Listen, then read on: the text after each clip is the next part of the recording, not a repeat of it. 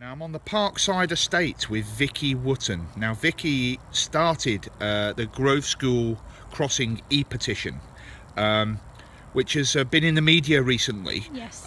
You started it off with a paper petition and now you're doing an ePetition because you Yes. think you could probably get more traction with that. Yep. Just explain why you feel you need to do this petition.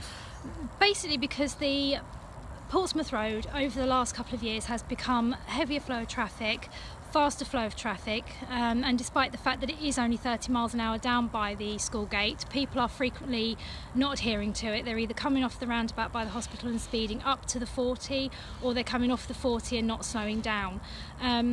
And parents are just struggling to cross the road.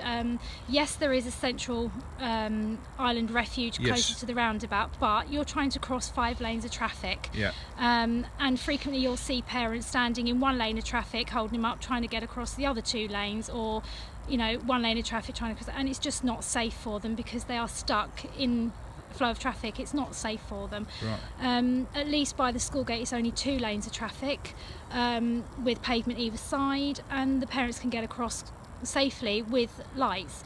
We did have a lollipop lady, but unfortunately nobody would stop for her half the time either. So in one case she had her lollipop stick hit by a car because he didn't want to slow down and stop. On another occasion, my daughter and several others were stood on the pavement and a lady mounted the pavement, drove around the lollipop lady and carried on her way. So Right. I don't even think if we just went for a standard zebra crossing we would get across safely, because I don't think people would stop for us. I mean, you can have groups of 5, 6, 7, 8, 9, 10 of us standing on either side of the road and people just totally ignore us. I have to say, one thing I've noticed, you probably can tell from my accent that I'm not from round here, okay, but I've lived here now for 12 years, and I have to say, I've lived all over the UK. I think drivers around here are more aggressive than anywhere else I've ever lived, and I've lived in Spain. Oh wow.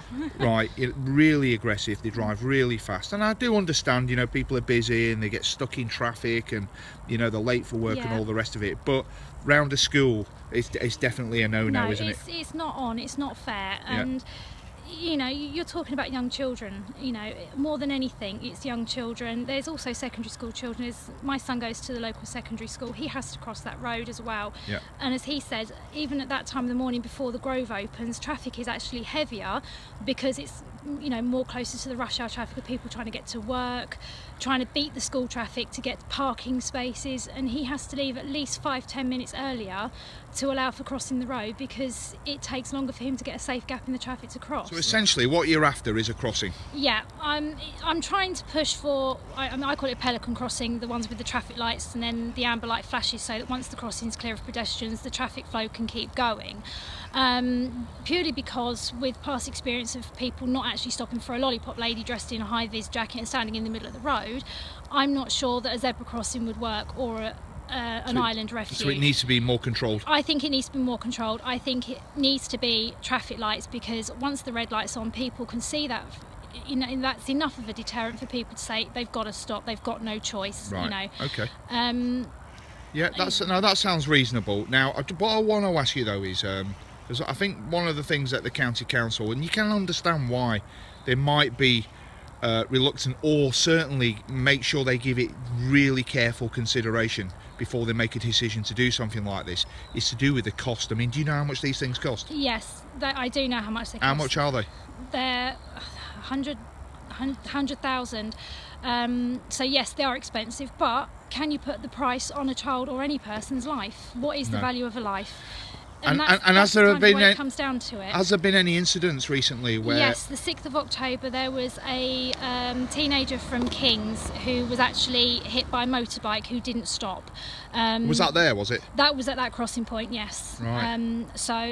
And I remember reading that in the paper, actually. Yes, it was in the paper. There is a reference number on the local newspaper, County News and Mail, which references it with my crossing here. Right. And at the end of the day, yes, it's expensive, but again, how do you put the price on a life of an adult, a child, anybody? That's what it kind of comes down to. Okay.